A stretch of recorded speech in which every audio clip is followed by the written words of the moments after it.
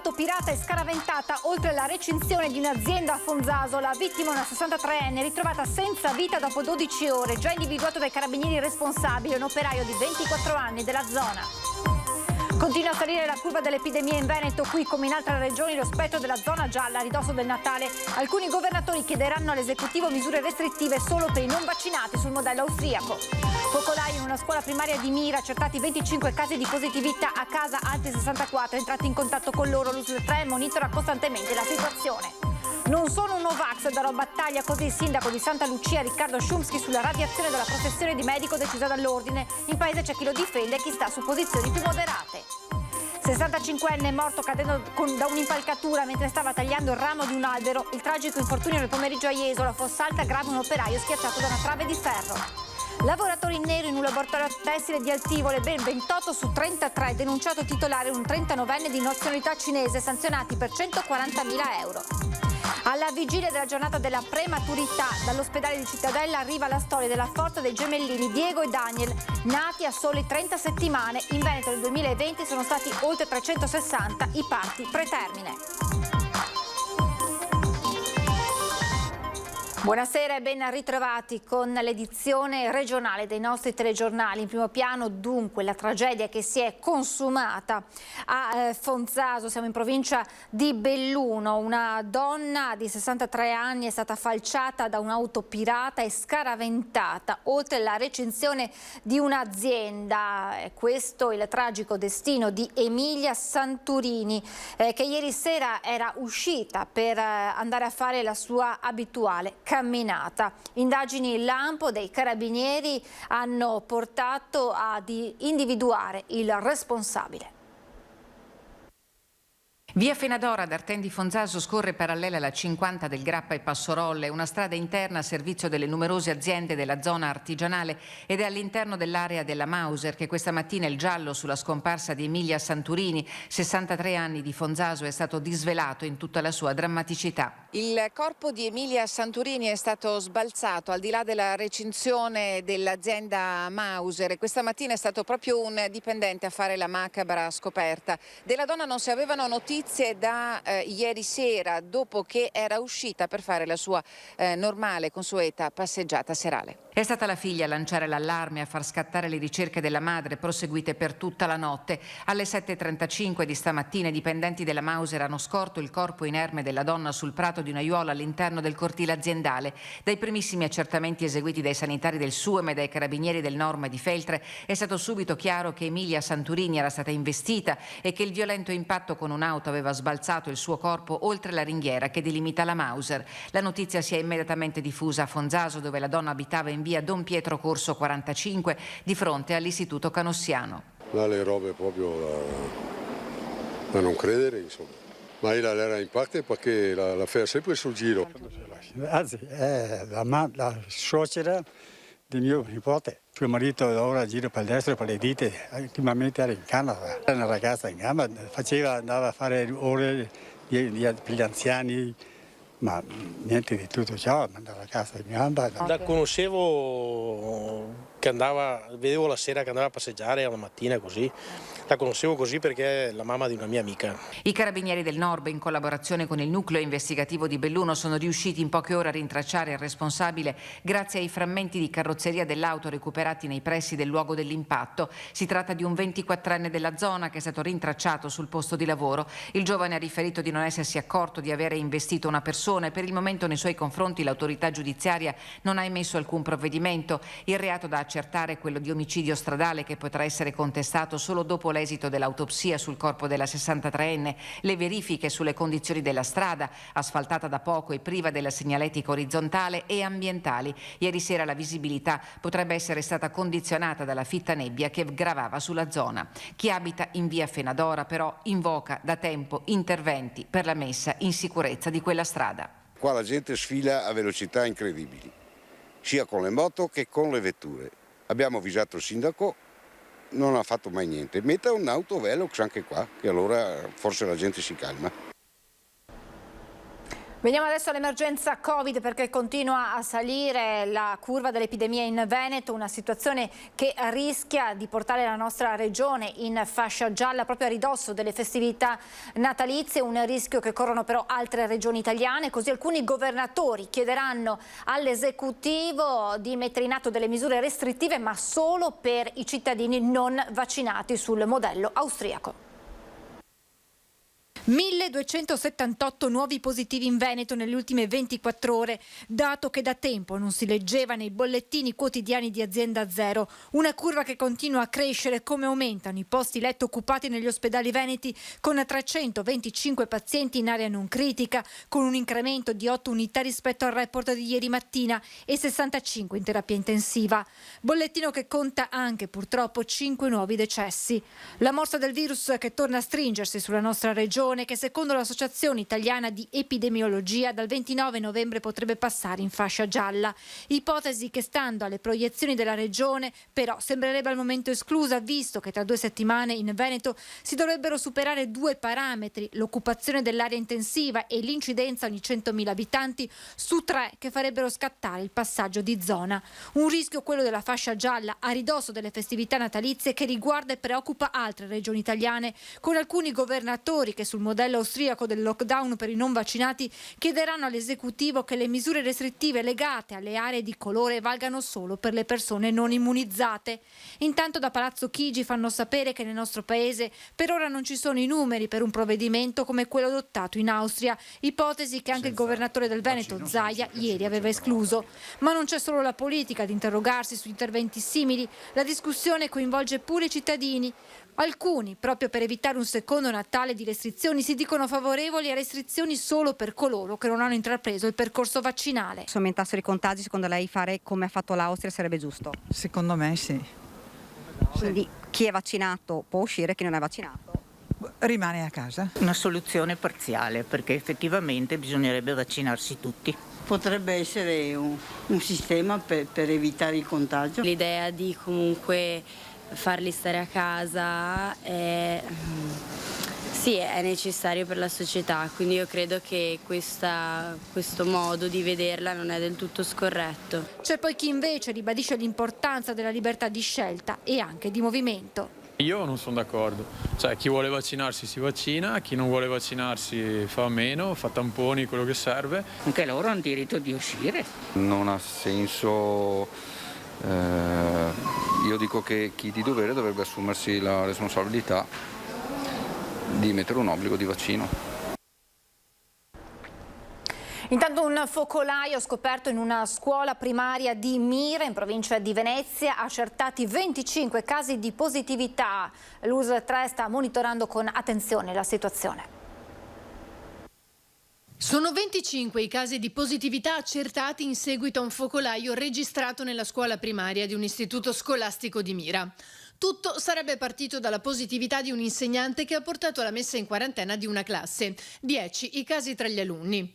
Nei giorni successivi, però, gli accertamenti hanno individuato positività in altre 3 delle 5 classi, rispettivamente 10 in una seconda classe testata, 2 in una terza sottoposta a tampone e 2 casi nella quarta. Una quinta classe invece risulta attualmente libera. Monitorando l'evolvere della situazione, il Servizio di Igiene e Sanità Pubblica ha messo in atto tutte le azioni di contenimento e prevenzione. Quindi sono 25 i casi totali e 64 i contatti scolastici in quarantena. Gli alunni coinvolti sono per la maggior parte asintomatici. I pochi pauci sintomatici presentano sintomatologia blanda, come algia addominale, vomito o raffreddore. Il sindaco di Padova, preoccupato per l'aumento di contagi in città, auspica che durante i cortei Novax i partecipanti indossino la mascherina. Tensione, cioè preoccupazione, non tensione, preoccupazione. Così il sindaco di Padova commentando il corteo No Pass previsto in città questa sera. Fino al 31 dicembre l'ordinanza impone l'obbligo di mascherina durante gli assembramenti e il primo cittadino spera di non rivedere le scene di sabato pomeriggio con i 3.000 manifestanti tutti senza mascherina stipati al Parco Europa. Se usa la mascherina sta a distanza di sicurezza, nessuna sanzione, siamo un paese democratico per fortuna. Padova resta la provincia con più casi positivi, saliti a 3.226. Nelle ultime 24 ore si sono registrati 250 nuovi contagi e cresce anche il numero dei ricoverati. Nonostante siamo al 90% delle persone vaccinate, sta aumentando in maniera vertiginosa il contagio. Penso sia mio dovere non stare fermo a fare qualcosa proprio per i contagi. Non stiamo scherzando, no, che qualcuno va a farsi un giretto in terapia intensiva, vedere cosa c'è. Non è uno scherzo, io non posso stare fermo su queste cose. Non so, forse non mi amano, non sono simpatico, è il mio dovere fare queste cose. In città resta alta l'allerta per le manifestazioni dei Novax, anche alla luce dell'indagine della Digos di Torino che ha portato alla denuncia di 17 persone riunite nel gruppo Telegram Basta Dittatura, che minacciavano azioni violente contro il governo, i medici e le persone vaccinate. Tra gli indagati anche un 50enne residente a Mestrino che in queste chat di Novax dichiarava di voler lanciare l'acido contro le forze dell'ordine. E adesso la radiazione del dottor Riccardo Szumski, sindaco e medico a Santa Lucia di Piave, in provincia di Treviso. Parla il diretto interessato che annuncia l'intenzione di dare battaglia a molti gli attestati di solidarietà tra i suoi cittadini, ma c'è anche chi prende le distanze. Non ho ancora le motivazioni in mano, per cui non sono in grado di fare ricorso sulla sostanza delle contestazioni che posso immaginare, perché insomma, sono varie. Quindi vedremo questo e parlerò col mio avvocato e quando avremo in mano il documento faremo quello che dobbiamo fare, su un'opposizione. Conferma che presenterà ricorso Riccardo Szumski contro la decisione dell'Ordine dei Medici di radiarlo dalla professione. Paladino delle cure domiciliari, da sempre contrario alla vaccinazione a tappeto, più volte sul palco delle manifestazioni contro le restrizioni imposte durante la pandemia, da ultimo il Green Pass, Szumski è prossimo alla pensione, un paio di mesi, ma l'esito del procedimento disciplinare a suo carico è arrivato prima di quel traguardo. L'ordine gli contesta la disinformazione allarmistica rispetto ai vaccini supportati ben prima del Covid da un'evidenza scientifica che rende necessariamente perseguibile a livello deontologico chi affermi il contrario. Io a nessuno ho detto non vaccinarti, perché io ho nell'interesse di rispettare la salute del paziente e le sue volontà. Anzi, alcuni li ho vaccinati personalmente per il Covid perché non potevano muoversi e nessuno andava a vaccinarli. Sto facendo in questi giorni le vaccinazioni anti-influenzali, quindi definirmi Novax è un'assurdità totale. Anche in tema di cure domiciliari le strade di Szumski e dell'ordine si dividono. Il medico di Santa Lucia ha duramente contestato le terapie ufficiali che nei fatti però hanno fatto guarire dal Covid a casa loro migliaia di veneti. Per Szumski restano ora una battaglia da combattere, dice, fino in fondo, e la solidarietà di molti dei suoi cittadini. Fatalità ho mia mamma che è qua viva grazie al suo intervento. Io non posso dire niente, so che è un bravo dottore, è andato a curare tutti fuori paese. C'è una grande confusione perché molti pensano che il dottore sia un Novax, mentre invece non è propriamente il Novax. Lui non ha fatto il vaccino per problemi suoi di salute. Forse perché lui ha fatto da tante manifestazioni, tanti comizi, roba del genere, la gente un po' se l'è presa contro di lui, ecco. C'è chi gli ha lasciato una lettera sulla scrivania del gazebo allestito fuori dal municipio, ma anche chi non condivide fino in fondo le sue posizioni. A me dispiace, solo che ogni tanto bisognerebbe avere una posizione moderata, cioè non sempre essere contro, ma cercare il dialogo e anche capire le esigenze della maggioranza. E quinta edizione del premio di cultura medica Giuseppe Roi, che è stato consegnato nel pomeriggio al Teatro Olimpico di Vicenza al presidente del Veneto Luca Zaia per la gestione sanitaria dell'emergenza pandemica in Veneto. L'appuntamento era promosso dal Centro di Cultura Medica Giuseppe Roi con l'Associazione Amici del Rene di Vicenza e l'International Renal Research Institute di Vicenza. Queste le immagini della consegna nel pomeriggio al Teatro Olimpico di Vicenza del premio al governatore Zaia. Siamo adesso alla cronaca con un grave incidente sul lavoro in un cantiere di Fossalta di Portogruaro. Un operaio è stato ricoverato in codice rosso. A Jesolo un uomo di 65 anni ha perso la vita mentre tagliava il ramo di un albero. Ha perso la vita a 65 anni cadendo con un'impalcatura mentre stava tagliando il ramo di un albero. Nonostante i soccorsi, il personale medico del SUEM, intervenuto assieme ai vigili del fuoco in via Cristoforo Colombo a Jesolo, ha potuto solo constatare la morte dell'uomo. L'incidente si è verificato poco dopo le 2 del pomeriggio. La sua dinamica è al vaglio delle forze dell'ordine che dovranno ricostruirne i contorni. Diverse ore prima, alle 7:45, i vigili del fuoco erano intervenuti per un incidente sul lavoro in un cantiere in via Alessandro Manzoni a Fossalta di Portogruaro. Un operaio è rimasto gravemente ferito dopo essere stato parzialmente schiacciato da una trave di ferro mentre era a bordo di un muletto. L'uomo è stato stabilizzato dai sanitari del SUEM ed è ritrasportato in codice rosso in ospedale. Le cause dell'incidente sono al vaglio dei tecnici dello Spisal e dei carabinieri. Lavoratori in nero in un laboratorio tessile di Altivole, ben 28 su 33, denunciato il titolare, un 39enne di nazionalità cinese, sanzioni per 140.000 euro.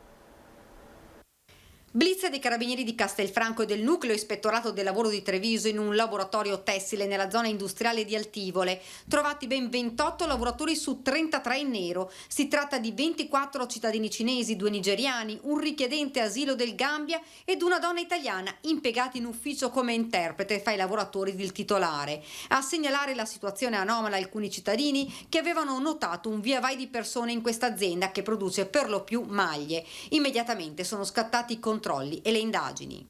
Si tratta effettivamente del numero più alto di lavoratori in nero accertato all'interno di uno stesso controllo ispettivo nella provincia di Treviso. Il titolare 39enne di nazionalità cinese è stato denunciato, fra l'altro aveva posizionato all'interno dell'azienda un sistema di videosorveglianza funzionante al momento del blitz dei militari, installato senza alcuna autorizzazione, monitor con il quale l'uomo controllava i lavoratori. Oltre al lavoro in nero, fra le varie irregolarità contestate all'imprenditore, il mancato uso dei dispositivi anti-Covid come le mascherine e l'assenza di formazione ai lavoratori e soprattutto l'assenza dei dispositivi di sicurezza. Tra le varie sanzioni previste a livello amministrativo e anche di ammende, la cifra ammonta a circa 140.000 euro. Il laboratorio era operativo dal 2019, durante alcuni controlli in passato erano già emerse varie irregolarità, ora l'attività è stata sospesa. La normativa attuale recente prevede proprio questo, la regolazione della sanzione e poi anche l'effettuazione di quei corsi di formazione nei confronti dei lavoratori che il datore di lavoro deve predisporre. I lavoratori dovranno essere regolarizzati, solo allora l'azienda potrà riaprire i battenti. Capace di intendere ma non di volere. È stata depositata oggi in tribunale a Treviso la perizia psichiatrica su Fabrizio Biscaro, il killer reo confesso del delitto di Elisa Campeol all'isola del Mort di Moriago della Battaglia. Il processo è a rischio, i familiari della vittima dicono rischia di essere un delitto senza giustizia.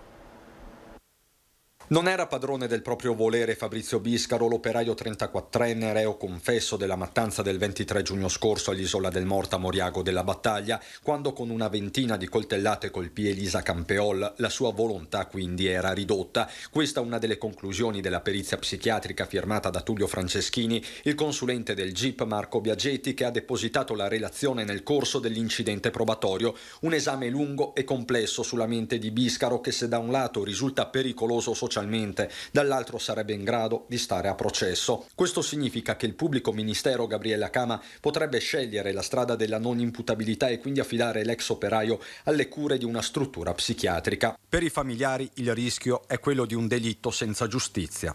Si rischia di essere un delitto dove si conosce benissimo il colpevole, lo si è visto, lui stesso ha dichiarato di averlo commesso, eppure è molto probabile che non paghi. Noi non siamo d'accordo con la perizia depositata e cercheremo tutte le strade, tutti i modi per poter dichiarare almeno una parziale capacità.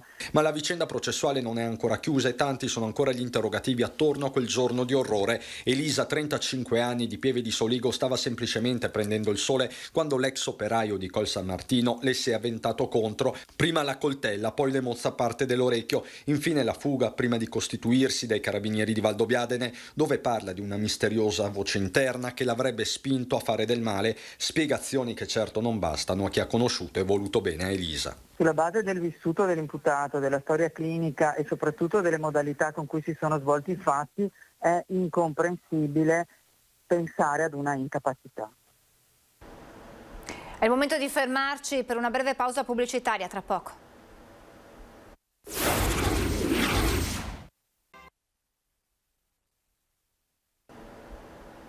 Rieccoci in diretta alla vigilia della giornata della prematurità. Dall'ospedale di Cittadella arriva la storia della forza dei gemellini Diego e Daniel, nati dopo sole 30 settimane di gestazione. In Veneto nel 2020 sono stati oltre 360 i parti pretermine. Diego e Daniel sono un doppio miracolo. Questi gemellini, quando sono nati il 23 settembre 2021, dopo 30 settimane di gestazione anziché 40, pesavano poco meno di 2 kg. Sono venuti alla luce esattamente un anno dopo che la loro mamma, Laura, 33enne di Fontaniva, aveva perso un primo figlio. Nemmeno la seconda gravidanza è stata facile, considerata fin da subito a rischio e per di più segnata dal Covid che mamma Laura scopre di avere nei primi mesi di gestazione. Ma Diego e Daniel, grazie a 3 professionisti del pronto soccorso di Cittadella che portano la donna d'urgenza in sala operatoria per il taglio cesareo, nascono anche se prematuri.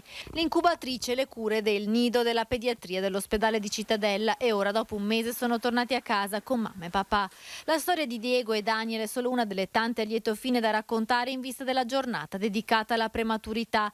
Bambini piuma che stanno nel palmo di una mano ma che grazie alle terapie intensive neonatali riescono a diventare grandi. Nel 2020 in Veneto i bimbi molto prematuri, cioè nati prima della 32esima settimana di gestazione, sono stati 362, un trend in discesa se si calcola che dal 2014 al 2017 superavano i 500 e che nel 2018 e 2019 erano oltre 400. E con queste immagini e storie di speranza si chiude questa nostra edizione del telegiornale. Vi lascio come sempre alle previsioni del tempo. Grazie per essere stati con noi, buona serata.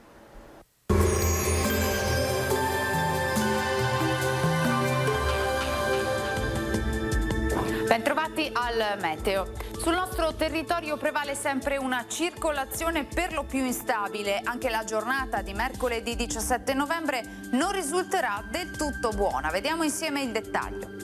Sul Veneto cielo in genere coperto, non si esclude anche qualche precipitazione a carattere sparso, specie in mattinata. Sarà possibile anche qualche schiarita soleggiata, in particolare sui settori montuosi. Diamo uno sguardo anche alle temperature, saranno invariate, le minime tra 5 e 10 gradi, le massime invece tra gli 11 e i 14 gradi. Ci spostiamo ora sul Friuli Venezia Giulia, dove non cambia lo scenario, molte nubi con isolati piovaschi in pianura al mattino, asciutto sui rilievi anche con qualche parentesi più soleggiata. Temperature minime tra 9 e 10 gradi, massime sui 13-14 gradi. Infine ci spostiamo sul Trentino Alto Adige, dove prevale qui un tempo asciutto e anche il sole, sia pure con qualche addensamento nuvoloso. Temperature minime intorno ai 3-5 gradi, massime sui 13 all'incirca. Dal meteo è tutto, vi auguro un buon proseguimento in compagnia di Antenna 3.